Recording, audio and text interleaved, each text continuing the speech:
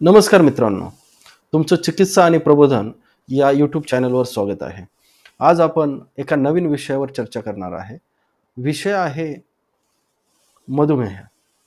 मधुमेहाविषयीची मी एक सीरीज घेऊन येत आहे. त्या सीरीजचा उद्देश एकच आहे, की एका व्हिडिओमध्ये सर्व इन्फॉर्मेशन कॅप्चर करणं शक्य नाही आहे. त्यामुळं त्याच्या विविध भागामध्ये मी त्याच्याविषयी सखोल विश्लेषण करणार आहे. तर आजचा आपण विषय मधुमेह या मधुमेह याचे प्रकार किती आहेत याच्याविषयी आहे आणि आपण त्याच्याबद्दलच चर्चा करणार आहे. आपण समाजामध्ये वावरताना किंवा आपल्या घरामध्ये किंवा आसपास बऱ्याच लोकांना मधुमेह हा रोग झालेला दिसतो.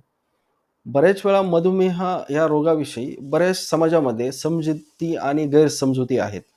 तर त्याच्यावर सुद्धा आपण काही भाष्य करणार आहे.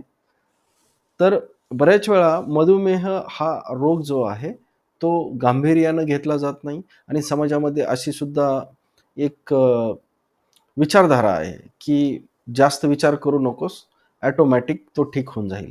किंवा एखादा असा सुद्धा म्हणतो, "अरे, त्याची शुगर 300-400 आहे."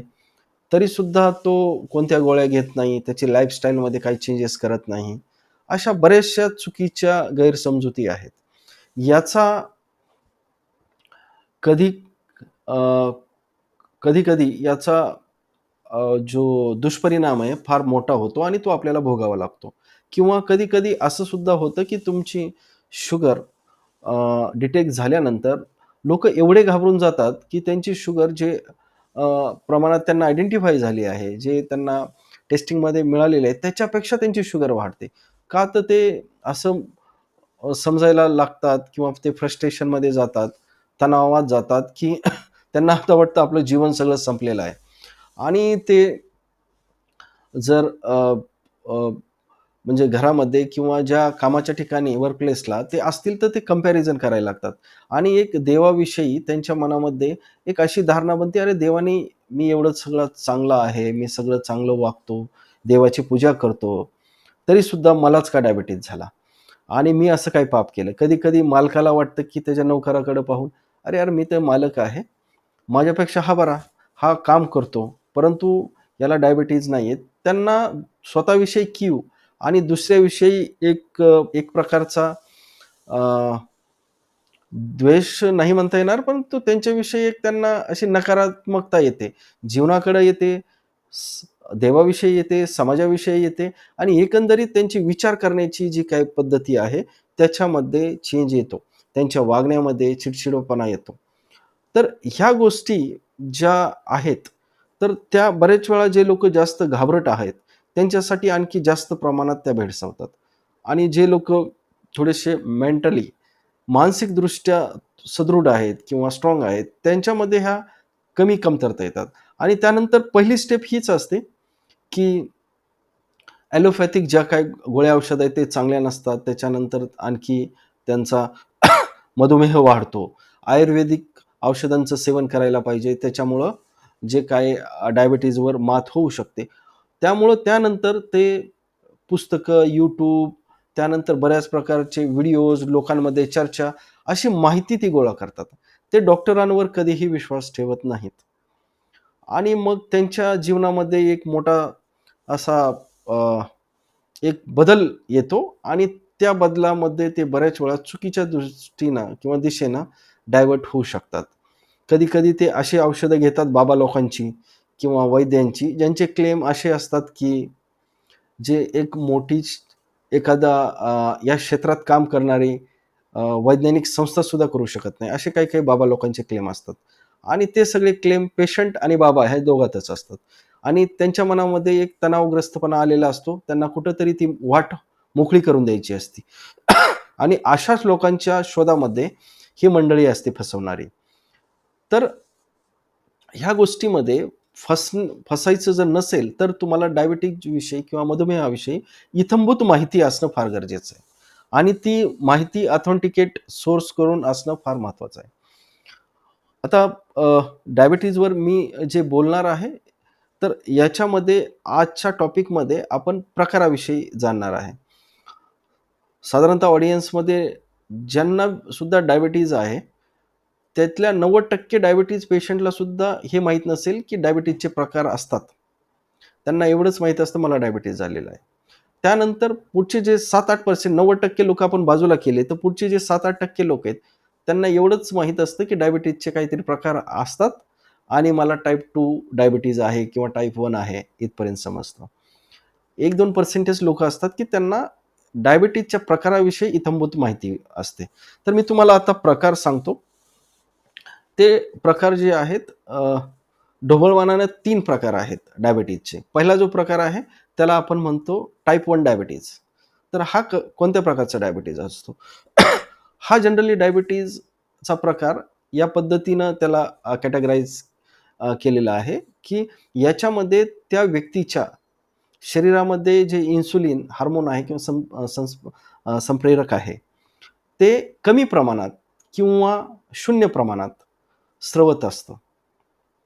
तर असा जो पेशंट आहे त्याला टाइप 1 डायबिटीज म्हणतात आणि अशा पेशंटला जर इन्सुलिनच शरीरात स्रवत नाहीये, तर त्याला आर्टिफिशियली इन्सुलिनचा डोस दिले जातात डेली किंवा जी काही फ्रिक्वेन्सी असेल त्याच्यानुसार आणि त्याचं जे मेटाबॉलिझम आहे शरीरातलं पुढचं ते दिवसेंदिवस त्याला फक्त इन्सुलिनवरच जगावं लागतं.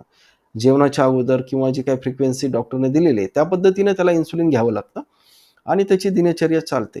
तर ही थोडीशी पेनफुल प्रक्रिया आहे. त्या लोकांमध्ये रोज इंजेक्शन घेण्यामुळं त्यांच्यामध्ये बऱ्याच वेळा तणावाचं किंवा एक नैराश्याचं असं वातावरण तयार झालेलं असतं. असेही काही पेशंट आहेत, की ते रोज हे करतात, परंतु ते तुम्हाला नैराश्यग्रस्त दिसणार नाहीत. ते त्यांचं जीवन मनमुरादपणे अनुभवतात. असेही काही पेशंट आहेत. त्यांनी एक त्यांच्या जीवनामध्ये समजूत घातलेली असते, की मला हे करायचं माझा रुटीन भाग आहे हा. त्यामुळे त्यांना तो जड वाटत नाही. आणि ते लोकं असेच असतात, की जे जीवनामध्ये जे आलं त्याला ते स्वीकारतात आणि पुढे जातात. ते कंपॅरिझन करत नाहीत. जे लोकं कंपॅरिझन करतात, तुलना करतात, त्या लोकांमध्ये नैराश्याचं प्रमाण जास्त असतं. दुसरा प्रकार आहे डायबिटीजचा तो म्हणजे टाइप 2 डायबिटीज. तर टाइप 2 डायबिटीज हा काय आहे? टाइप 2 डायबिटीज हा टाइप 1 डायबिटीजपेक्षा थोडासा माईल्ड आहे आणि हे पेशंट तुम्हाला मॅक्सिमम 90% प्लस लोकं हे सापडतात, ज्यांच्यामध्ये टाइप 2 डायबिटीज असतो. तर टाइप 2 डायबिटीजमध्ये काय, की ह्यांच्या शरीरामध्ये इन्सुलिनचं स्रवण योग्य प्रकारे होत असतं. परंतु इन्सुलिनचा जो शरीरामध्ये जो रेझिस्टन्स क्रिएट झालेला असतो, त्याच्यामुळे इन्सुलिनचा जो स्रवण किंवा साठा असतो, परंतु त्याचा योग्य पद्धतीनं जो वापर व्हायला पाहिजे, त्याचं जे मेकॅनिझम आहे, ते मेकॅनिझम शरीरामध्ये प्रॉपर वेनं होत नाही.